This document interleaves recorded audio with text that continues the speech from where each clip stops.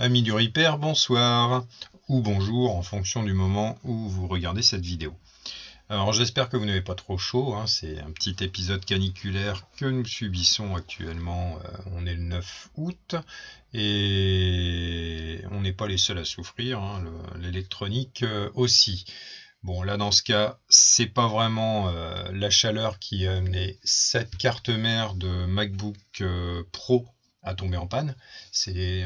Alors je sais plus le modèle du MacBook, mais c'est une carte mère 820 3115B et celle-ci démarre, mais ne charge pas et surventile, surtout n'a pas la bonne fréquence pour le processeur qui est en fréquence basse parce qu'il surchauffe. Les capteurs de température du CPU, du disque, rien ne fonctionne, mais elle s'allume.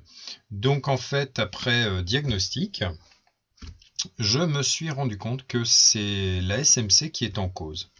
Donc bon, j'ai cherché évidemment sur plan et par mes tests.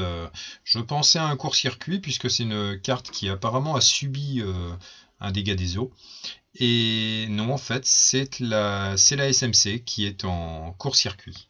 Alors, je vais vous montrer sur microscope ce que ça donne. Et effectivement, je me suis brûlé les doigts. Alors, si on regarde au microscope, on a ici la SMC.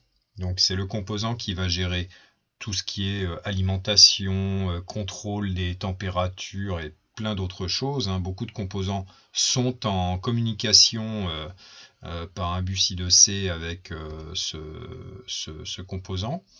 Et là, visiblement, il y a des lignes qui ont cramé. Donc je vais vous montrer ce que ça donne. Quand on alimente la carte mère, et effectivement, ça chauffe très très vite. Donc, on met un peu d'alcool. C'est juste pour faire la démonstration. J'espère que vous verrez suffisamment. Alors, j'ai peut-être un peu trop baissé la lumière sur mon petit microscope, que je devrais bientôt mettre en retraite, puisque j'ai mon microscope enfin le Hamscope enfin équipé d'une bonne caméra et qui pourra fonctionner avec cet ordinateur. Donc, je vous montre tout de suite. Alors, j'ai branché le MagSafe et je mets sous tension. Et là, on va voir tout de suite que la température va vite monter au niveau de ce malheureux. Alors, est-ce que j'ai bien branché? Là, manifestement pas. Des fois, voilà, ça c'est connecté et on voit tout de suite effectivement que ça chauffe très fort sur la SMC et l'alcool instantanément c'est volatilité sur le milieu du composant et ça va vite chauffer. J'ai pu lors de mes tests me rendre compte que ça chauffait vraiment très fort. Alors ça, je m'en suis rendu compte par caméra infrarouge. Et on va voir que là, effectivement, l'alcool, voilà, on voit tout de suite l'évaporation. En général, ça se dissipe tout doucement, mais là, c'est instantané. Donc là, malheureusement, on a un composant qui a vraiment un coup de chaud. Et je vous assure que sous les doigts, c'est très chaud. Donc, voilà, on voit. Alors, on voit qu'il a très chaud. Et au niveau de l'alimentation, j'ai effectivement, sur mon alimentation de laboratoire, un court-circuit intermittent qui vient s'afficher. Ça monte jusqu'à 800 mA et ça se met en court-circuit, ça s'éteint, ça se rallume. Donc, mission, changer cette SMC. Alors, par chance, j'ai une autre carte mère, donc je vais pouvoir faire le travail.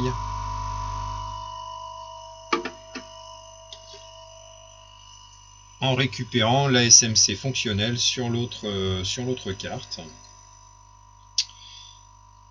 Et ici, on va dessouder celle-ci. Donc là, je vais déjà enlever mon MagSafe, sécher l'alcool en trop.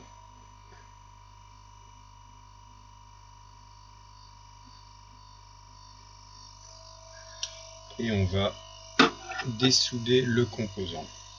Donc là, je vais commencer par mettre un peu de flux.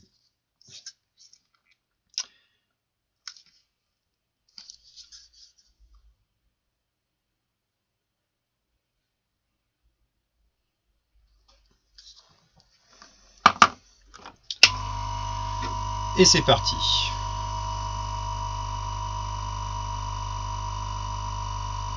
Je vais monter en température.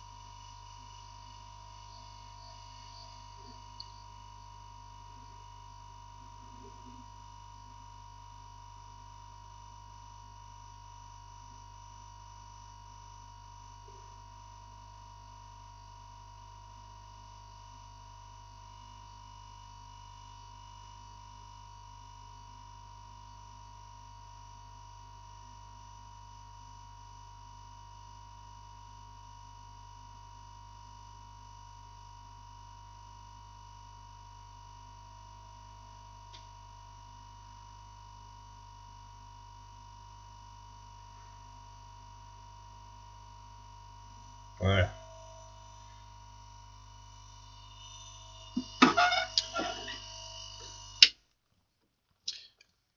Alors, manifestement, ce n'est pas au niveau de la SMC que j'ai eu de l'humidité, hein, mais en tout cas, le composant, lui, était bien en court-circuit. Donc ici, on va déjà, dans un premier temps, faire le nettoyage de l'étain. Alors, pas de bol, j'avais pas mis mon fer à chauffer.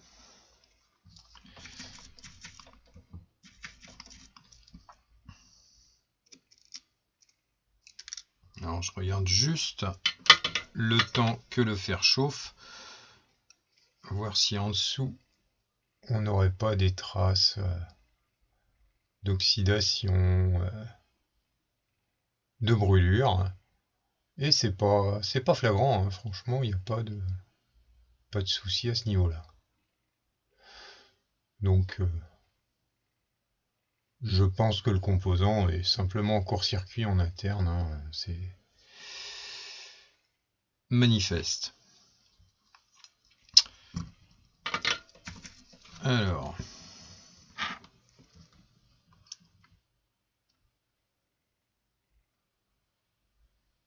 on va commencer par nettoyer l'étain ici.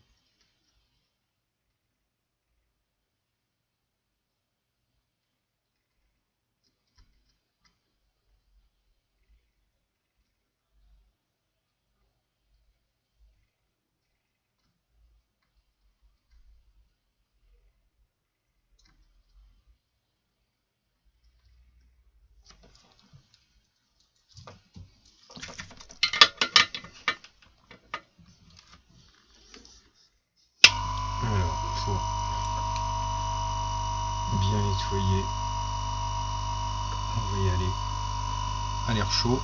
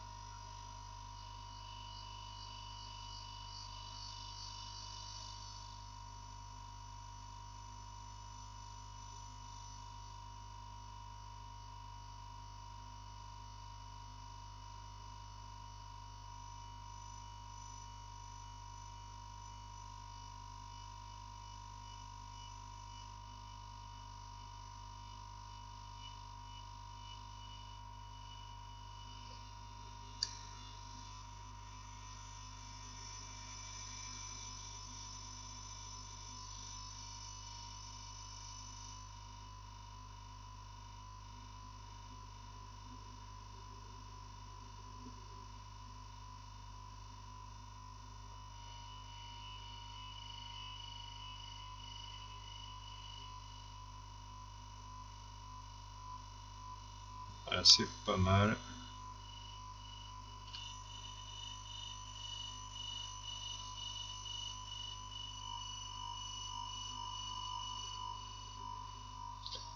Voilà.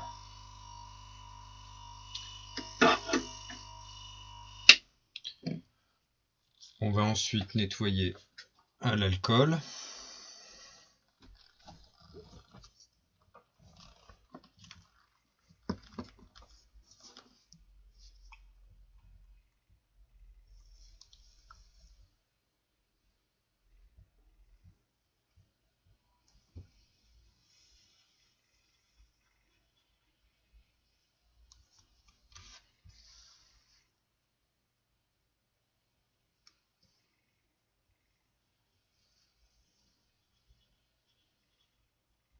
Vous aurez remarqué, comme moi, qu'en nettoyant, quelques résistances et condensateurs ont un peu bougé, donc on va les replacer.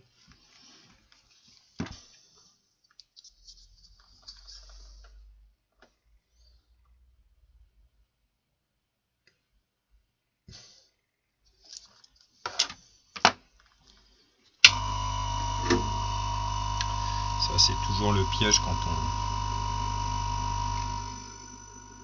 on fait le nettoyage. Il faut toujours faire attention à ne pas faire bouger de composants.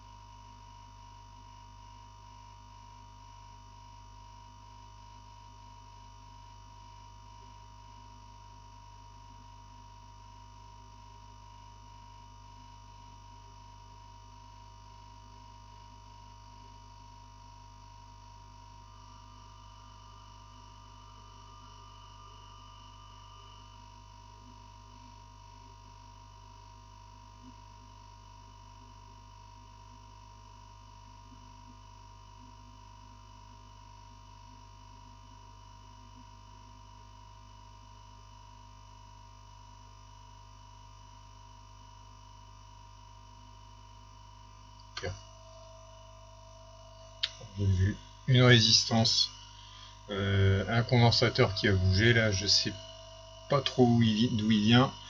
Donc ça, je vais le contrôler simplement en regardant sur l'autre carte mère. Bon, ça, c'est pas très grave du moment qu'on y retrouve ces petits. Donc, je contrôle ça et je reviens vers vous. Bien, après un petit nettoyage et un retour à leur place des composants qui avaient bougé, hein, faut toujours faire attention quand on nettoie à la tresse à dessouder. Bah voilà, on a une surface qui est nickel, qui est prête à recevoir une nouvelle SMC. SMC que nous allons préparer maintenant. Donc voici la carte donneuse sur laquelle la SMC semble ne pas poser de problème. Là, c'est encore autre chose. Et il faut bien qu'il y ait des donneurs d'organes. Donc, c'est parti. on va dessouder cette SMC proprement et on va la préparer pour être ressoudée sur notre carte mère.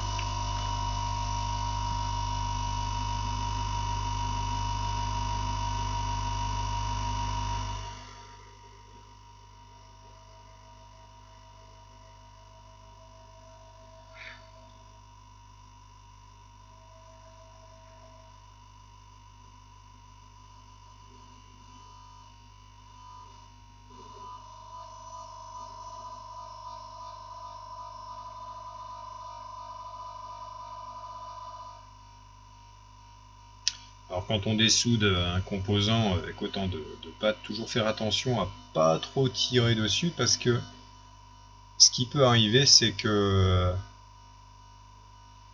sur toute la surface la température soit pas homogène et qu'on ait encore des billes bien collées aux pistes et on peut malencontreusement entraîner avec le composant une des pistes. Alors je dis ça, c'est pas pour le donneur évidemment, puisque là le donneur de toute façon ne servira plus. Voilà, donc voici notre composant que nous allons préparer tout de suite pour prendre la place de l'ancienne SMC.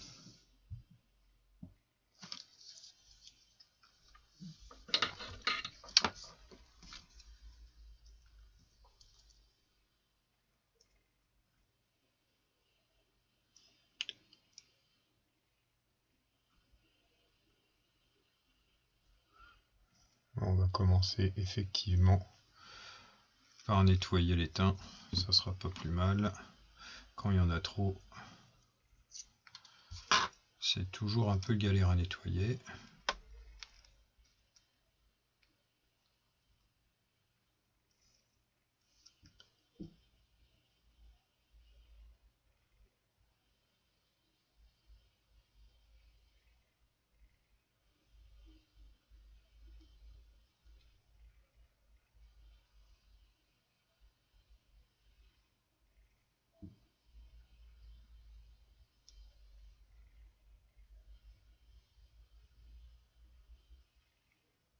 Voilà. Ça me semble pas trop mal.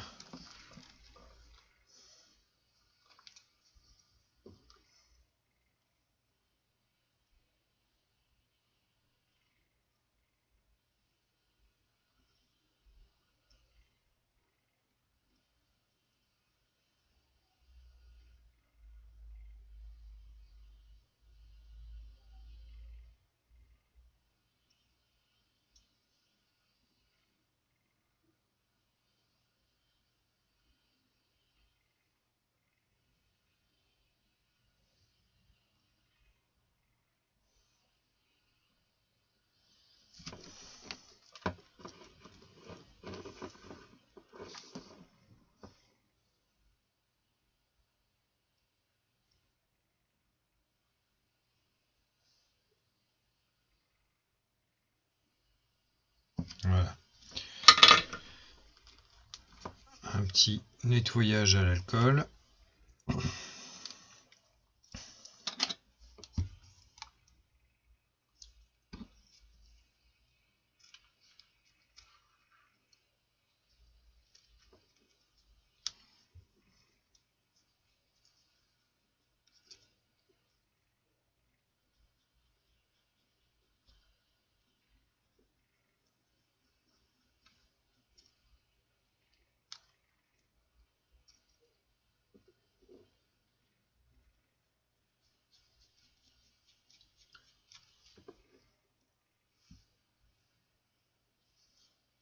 Ok, je vais changer de support en dessous parce que là, pour le rebillage, je vais avoir besoin d'une surface bien plane.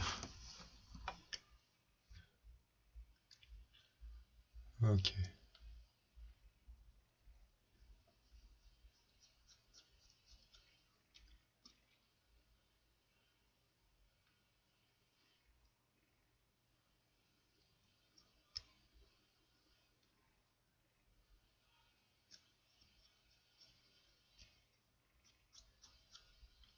Ok.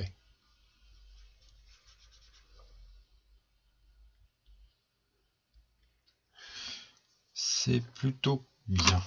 Donc, on va utiliser notre stencil. Alors, évidemment, il faut le positionner dans le bon sens.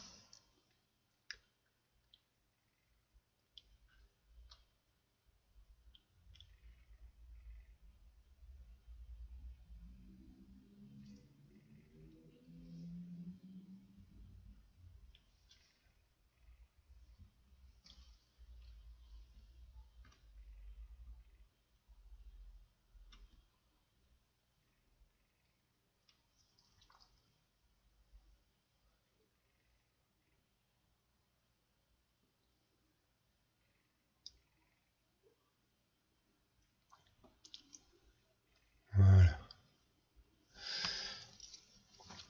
Alors, c'est peut-être un petit peu flou, désolé. Voilà. On va utiliser une pâte d'étain.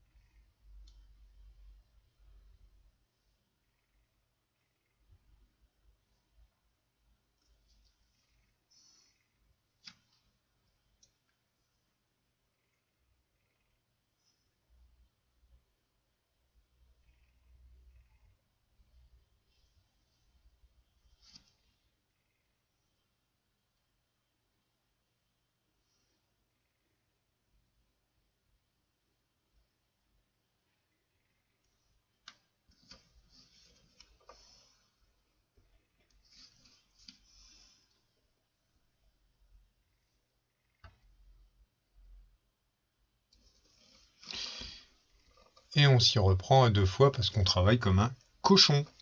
Donc, je pense que c'est ma spatule qui n'est pas adaptée. On apprend toujours qu'il faut bien préparer, bien s'installer et surtout avoir les bons outils. Alors là, la spatule n'était pas très adaptée. Je vous le concède. Voilà. Surtout, on ne laisse pas de morceaux de papier.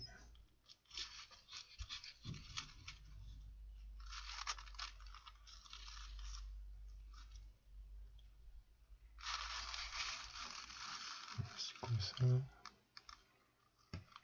petit peu d'étain. Voilà. On renettoie le stencil.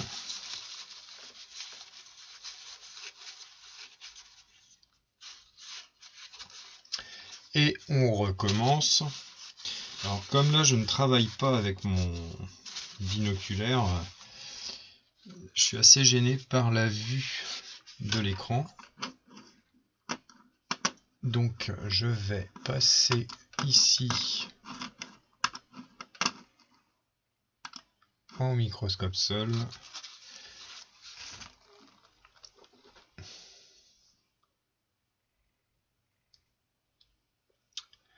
Et on est reparti. Donc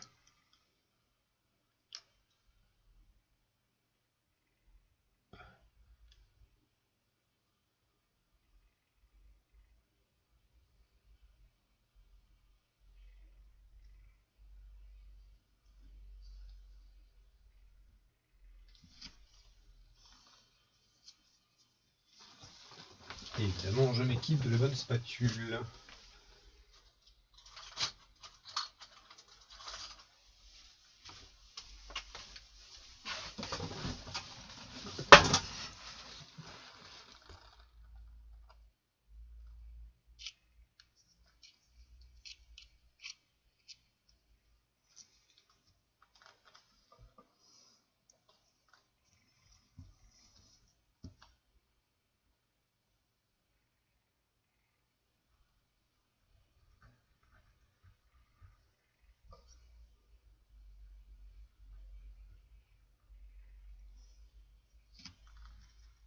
Ah bah voilà. Et voilà, il y a des fois ça veut pas. Je sais pas vous, mais il y a toujours un moment où on s'y prend plutôt maladroitement. Et là je m'y prends maladroitement. Donc patience et longueur de temps font plus que force ni que rage. On renettoie le stencil à l'alcool.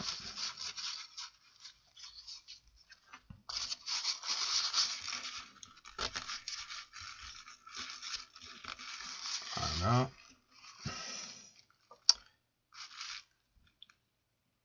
Et on essaye de se replacer correctement, ce qui n'est pas toujours facile quand on a plein de soudure dans le stencil. Normalement c'est une opération qui se fait en une fois, hein. Donc, je n'ai pas pris la précaution de prendre un support pour ça, donc on va se débrouiller comme on peut.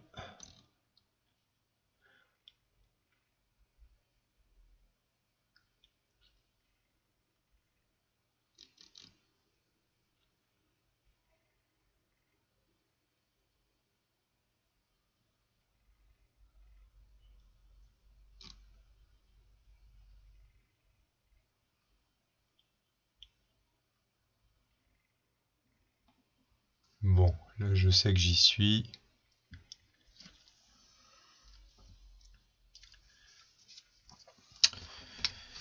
Et on s'y attelle. Donc cette fois je vais faire en plusieurs passes, comme ça.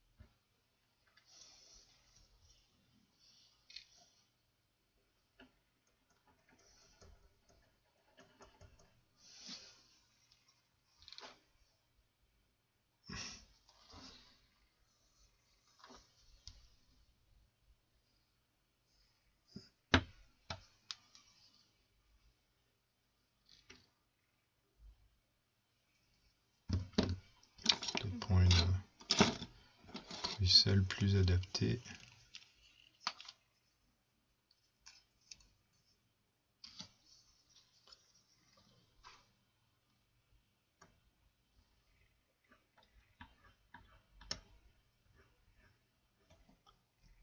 Voilà. Là, il me semble que je vais y arriver un peu mieux.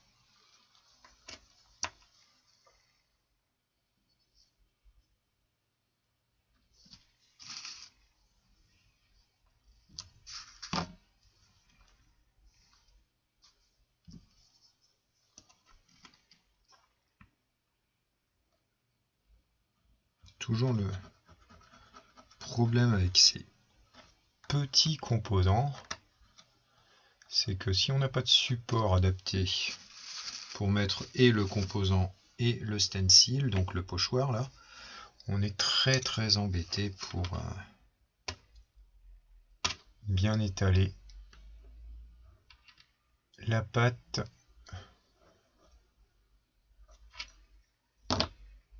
Et résultat, on n'arrive à rien. Donc là, je vais être obligé de tout reprendre.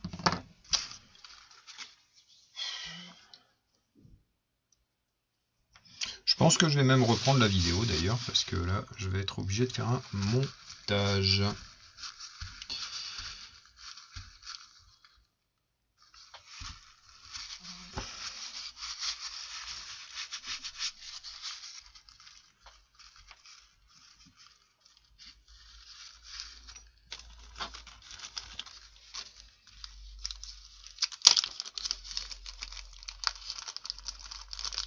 heureusement, j'ai un deuxième stencil. Donc on va reprendre sur un autre stencil.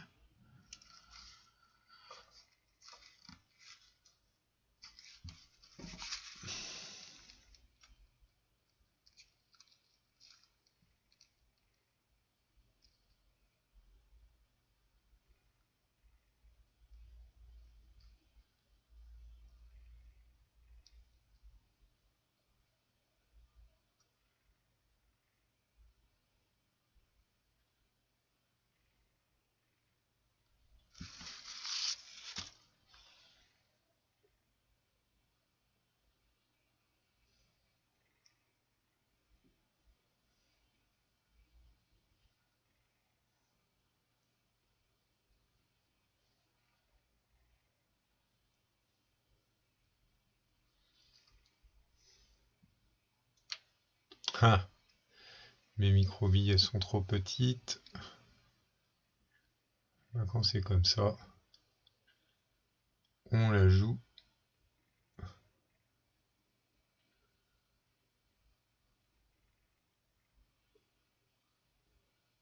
On la joue finaux.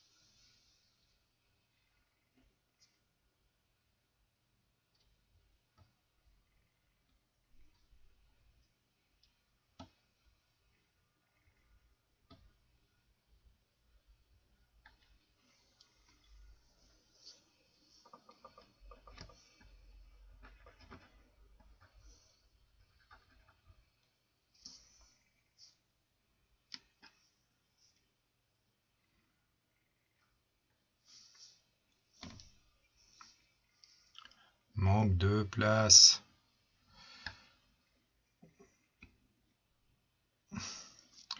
C'est l'ennemi du bricoleur, le manque de place.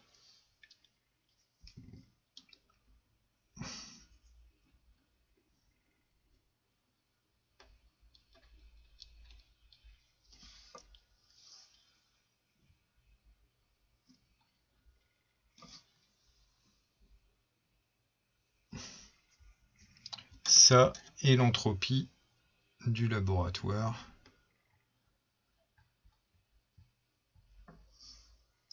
que beaucoup de bricoleurs connaissent.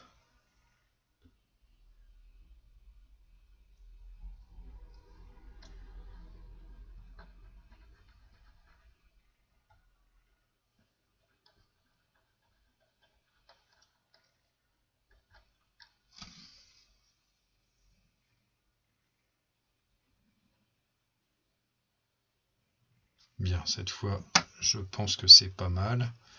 On va nettoyer un peu le surplus.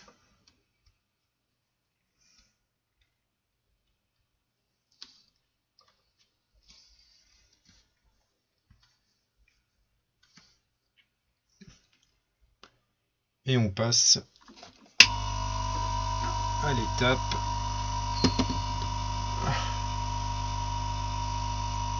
embêtante, à savoir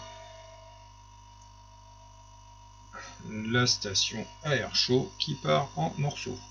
Alors celle-là, je m'y attendais pas.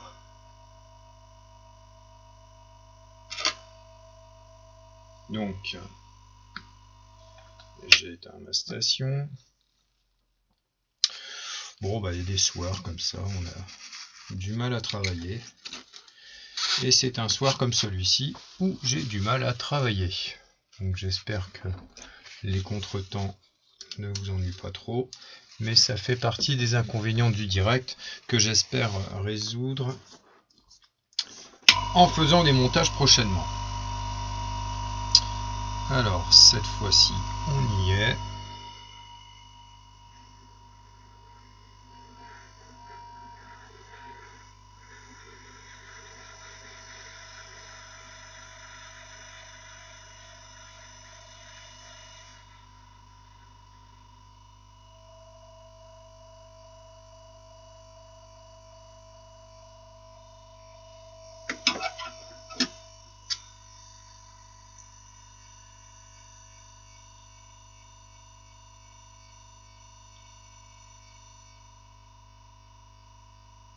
Ok.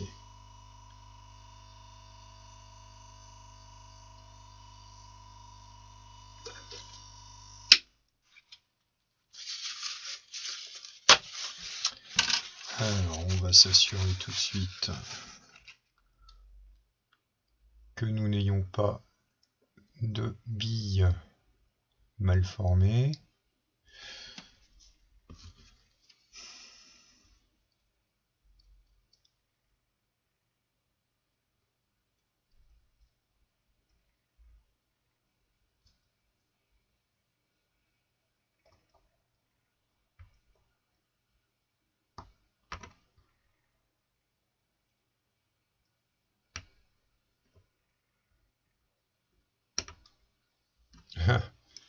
Et surtout pas de petits pontages comme celui-ci qui risque de nous embêter. Alors, veux-tu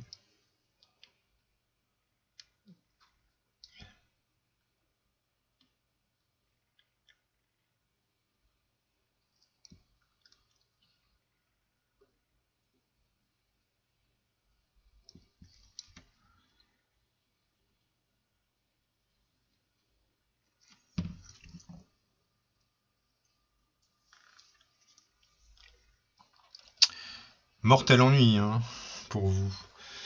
Mais je vous rassure, c'est toujours embêtant quand les choses ont tendance à résister aux bricoleurs et aux réparateurs. Surtout dans ce genre de cas où on aimerait bien réussir une opération qui est relativement simple.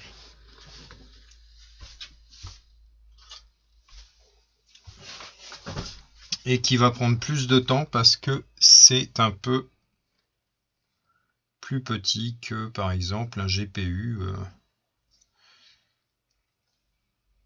où on va facilement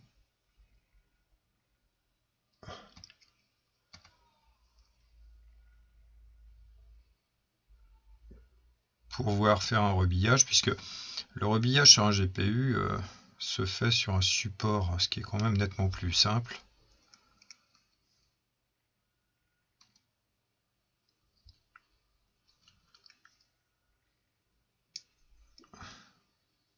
Voilà, il a bien voulu venir. On va pouvoir s'assurer que toutes les billes y sont. Non, elles n'y sont pas toutes. Là, j'en ai une qui n'a pas voulu s'incruster. Toujours agaçant ça. C'est quoi ça? Un petit peu de flux. Voilà. Donc c'est pas bien grave. On va nettoyer le stencil et refaire une deuxième passe. Juste passer un coup là pour consolider ensemble.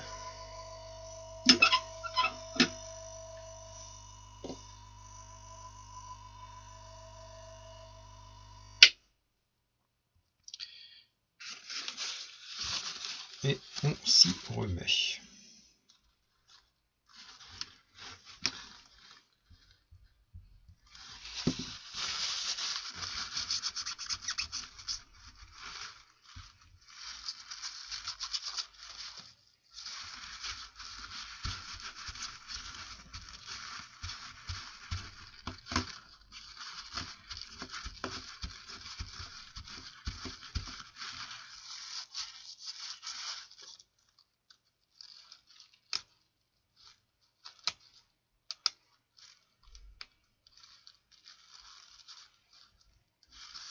Alors, on voit effectivement qu'il y a des billes qui sont parties avec, donc c'est pas bien grave. On peut s'y reprendre à 2 fois. Par contre, il faut nettoyer le stencil. Voilà. Voilà. En fait, non. Ce sont pas forcément des billes qui n'ont pas pris sur le composant.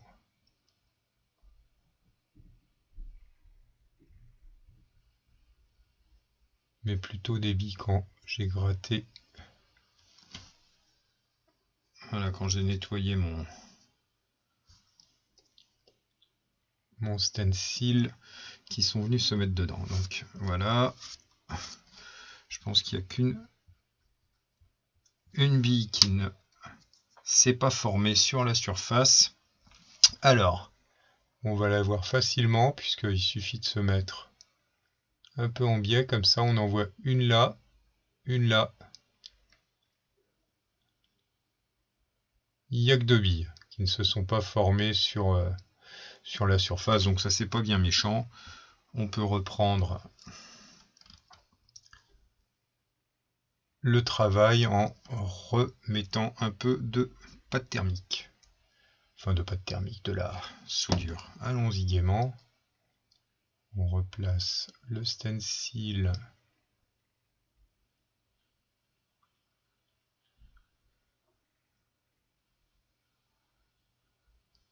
sur le composant. On peut voir les billes qui ne se sont pas formées.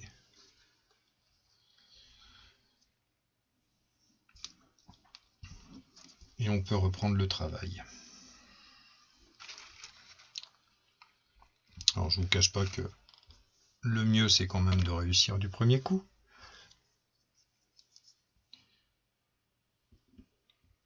Mais nobody's perfect et rien n'est parfait quand on bricole.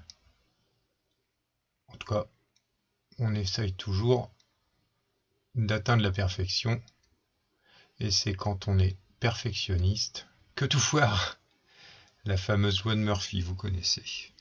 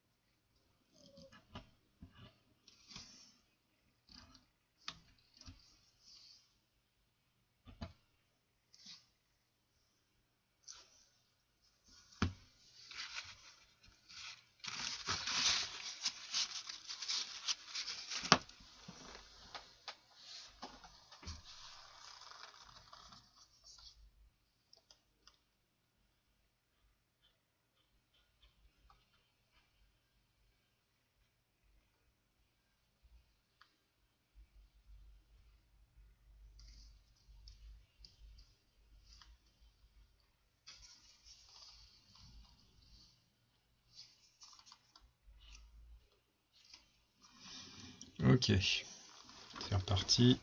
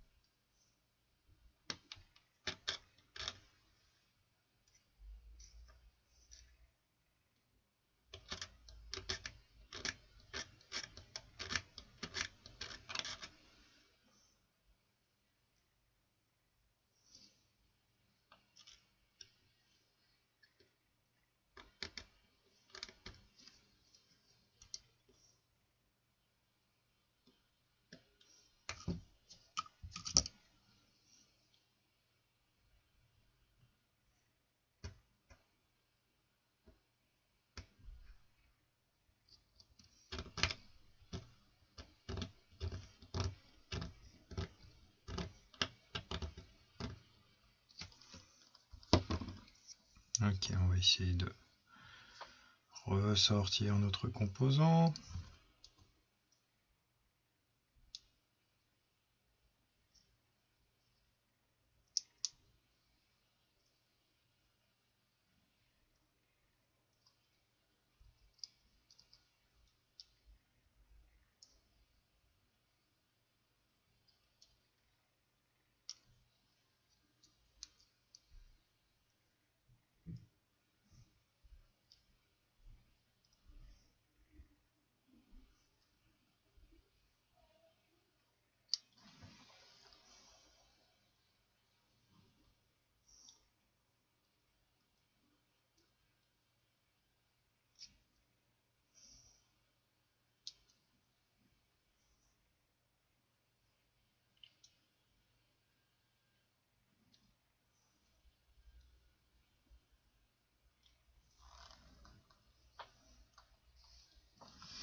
Ce qui est fait, enfin, bon.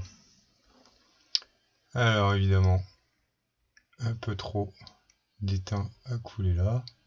Ça c'est pas trop grave. On peut le revoir comme ça, voilà. Voilà, donc ça c'est juste de la chute. L'important c'est de l'enlever avant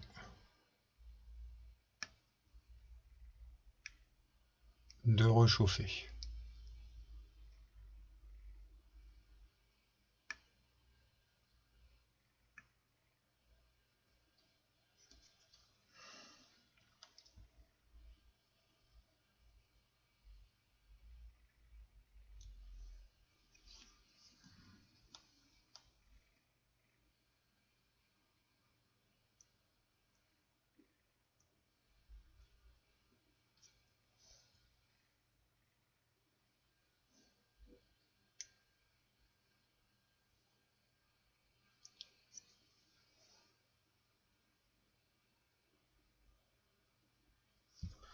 Bon.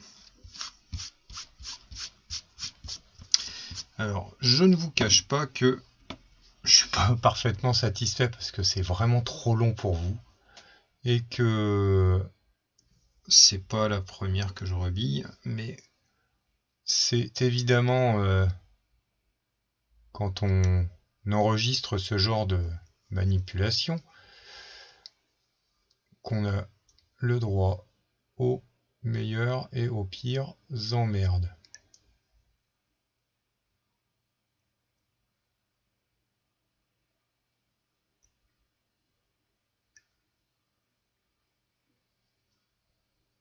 C'est d'ailleurs une des lois de Murphy, ça.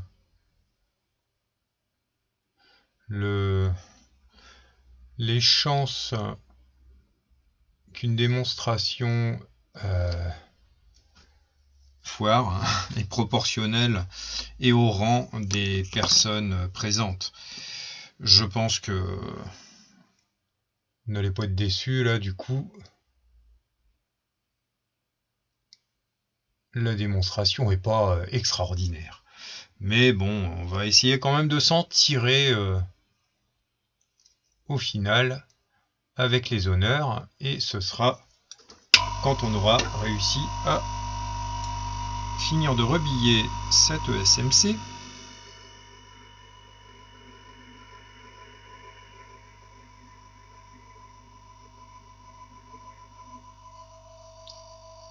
Voilà qui devrait être chose faite. Et qu'on l'aura remise en place. Alors pour bien finir la chose, on va rechauffer un coup avec un peu de flux.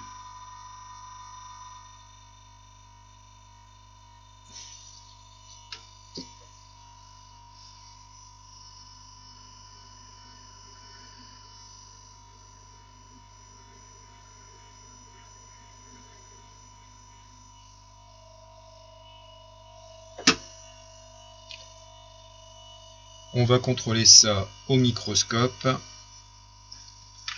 Et je reviens vers vous pour le ressoudage.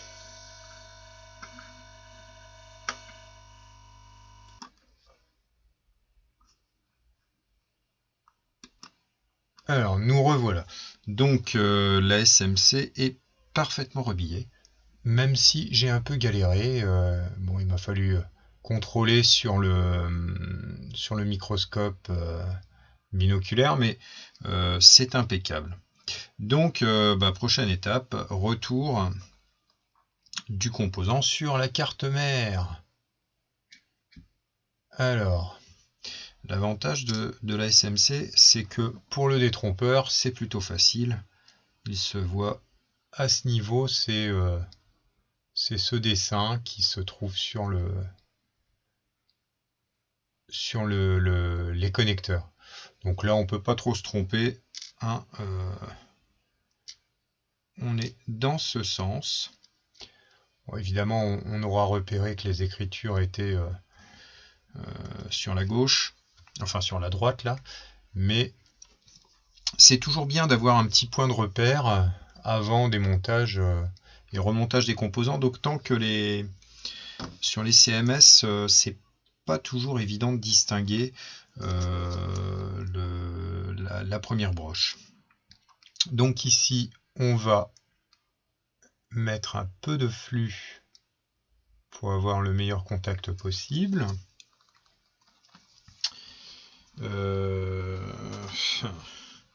Je n'ai malheureusement que des cotons-tiges. C'est pas terrible parce que le coton-tige a tendance à laisser des fibres. Et c'est pas trop recommandé. Mais bon, on va essayer de faire attention.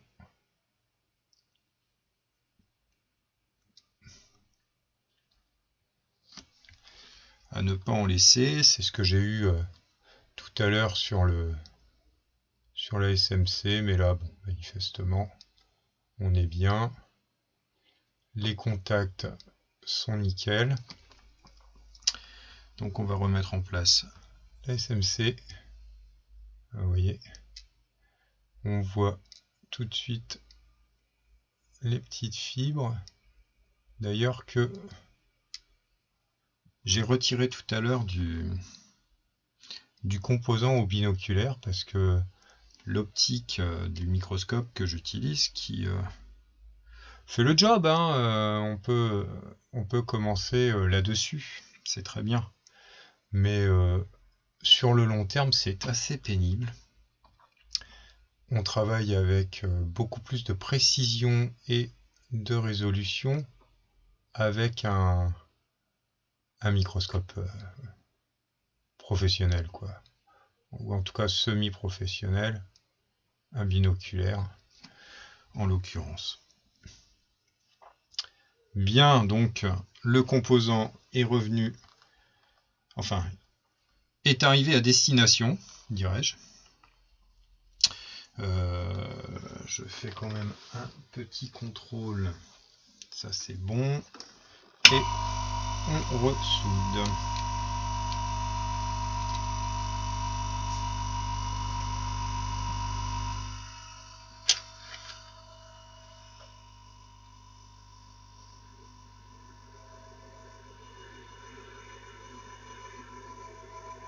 On va voir le composant qui va se remettre en place dès que la soudure commencera à fondre.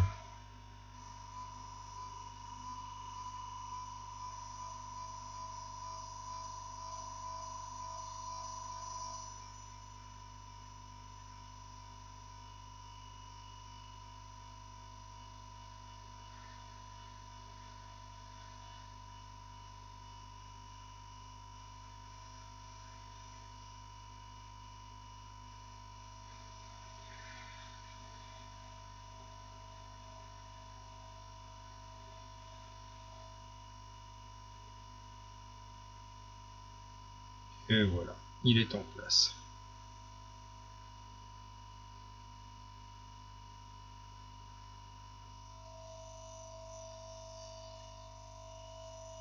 Ok.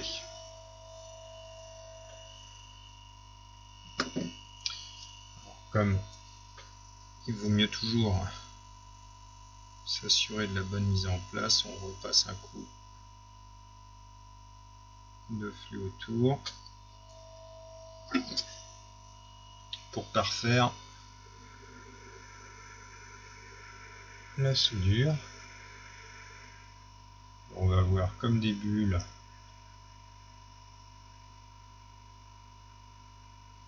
là, on voit les petites vagues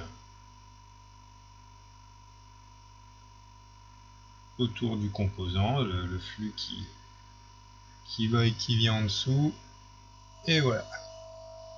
Donc là, notre SMC est en place.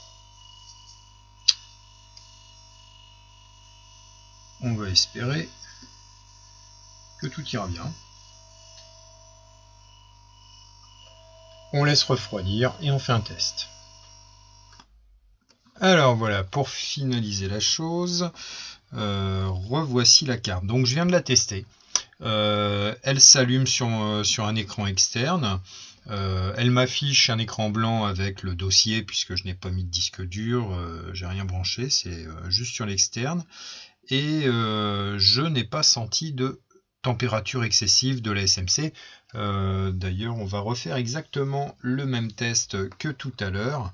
Savoir, on met une goutte d'alcool et on va rebrancher effectivement l'alimentation. Voilà. Et ça y est, donc là, elle se met sous tension. Moi, je vois mon alimentation qui n'a plus de court-circuit. On voit la petite goutte d'alcool que j'ai mis. Ça bouge pas trop, pas comme tout à l'heure où elle s'est tout de suite évaporée sous la chaleur du composant défectueux. On entend le ventilateur là que j'ai rebranché comme ça qui se met à souffler, mais ça c'est normal. Je pense qu'il y aura un reset de la SMC à faire. Et en tout cas, on voit que la stabilité est plus là que tout à l'heure. Donc, je pense que c'est réparé. Un test doit être fait in situ sur la carte mère de cette machine, mais enfin dans la machine de cette carte mère, je veux dire. Mais normalement, ça devrait être bon. Voilà, ça tourne, mais aucun problème au niveau de la SMC. Bon, ça commence à s'évaporer un peu, mais ça c'est normal parce que ça chauffe, mais c'est pas en son cœur que ça s'est évaporé d'un coup à cause d'une hausse de température complètement délirante. Hein. On est resté quand même 30 secondes là sans, je remets une goutte, hop, sans l'évaporation. Vous voyez, ça tient le temps que ça chauffe l'alcool. Il faut quand même beaucoup plus que tout à l'heure. Donc, on va considérer que c'est bon, je coupe l'alimentation et évidemment il faudra que la carte soit testée dans sa machine d'origine. A priori, on devrait être bon. Le processeur a un peu chauffé, mais c'est normal. Et rien de brûlant comme auparavant. Donc, on va considérer la carte comme étant sauvée. À voir. Je vous donnerai des nouvelles, ou en tout cas le propriétaire pourra laisser peut-être un commentaire dans la petite fenêtre de YouTube là, ici les commentaires et puis les petits pouces, c'est toujours sympa.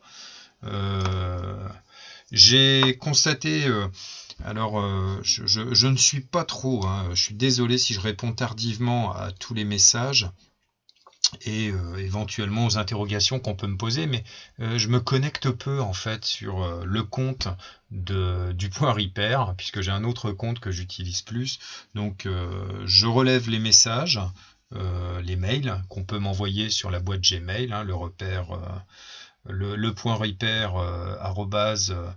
@gmail.com. Mais je vais peu donc sur le forum. Donc soyez indulgents sur les délais de réponse, je vais y faire plus attention. Pour les prochaines vidéos, je suis désolé que celle-ci était aussi longue, je vois 50 minutes, enfin même 1 heure maintenant, parce que je ne fais pas encore le montage. Encore désolé pour la qualité de l'image qui n'est pas géniale, mais je vais améliorer tout ça d'ici à septembre, j'espère, puisque j'ai mon microscope avec une caméra HD, j'ai une commande d'une caméra, une webcam qui sera peut-être un peu mieux que celle que j'ai là. Vous voyez que voilà, c'est pas... J'en suis toujours au même taux d'équipement pour tout ce qui est vidéo. Par contre, j'ai ce qu'il faut maintenant. J'ai un ordinateur assez puissant pour faire les montages, donc il faut que je m'y mette. Ce qui permettra de faire des vidéos beaucoup plus concises, plus intéressantes pour vous. Et puis plus qualitatif pour la chaîne. De toute façon, j'ai constaté effectivement que j'étais très suivi. J'ai pas énormément d'abonnements, enfin d'abonnés sur la chaîne, ce que je comprends puisque les vidéos peuvent être assez ennuyeuses, mais il y a beaucoup de vues. C'est un de mes neveux qui m'a dit mais t'as peut-être pas beaucoup d'abonnés, mais tu as énormément de vues en proportion du nombre d'abonnés, donc c'est que voilà, il y a de l'intérêt pour ce que je présente ici. Donc j'essaierai de faire mieux pour la qualité de la présentation. Il y a des gens qui le font très bien sur YouTube. Je pense à Okazout qui fait du dépannage comme ça, qui le fait très bien d'ailleurs. Philippe Demerliac qui est un génie enfin de YouTube pour moi. C'est un type sympa qui est pertinent, qui est très très expérimenté et qui aborde des sujets qui sont divers et variés dans l'électronique et qui sont très intéressants pour apprendre l'électronique justement et au-delà même de l'électronique, du bricolage. Donc je vous invite à suivre ces chaînes qui sont très très intéressantes pour apprendre, pour se divertir. Moi, l'électronique c'est une passion, c'est aussi un divertissement, donc si vous avez l'électronique passion, allez-y. Bon, moi c'est la réparation, j'aime ça, mais d'autres aiment concevoir, comme Tonin par exemple, pareil, qui est très très intéressant, et puis il y a des Québécois, électrobidouilleurs, tout ça, qui sont vraiment des chaînes, n'hésitez pas à vous abonner, quoi, en tout cas à leur chaîne, mais à la mienne aussi, pensez-y. Donc voilà, je vous dis à la prochaine pour une autre réparation, et merci à Pat de me laisser un commentaire pour me dire si ça tourne bien. Allez, passez de bonnes vacances, et puis je vous dis à la prochaine pour une réparation. Allez, salut!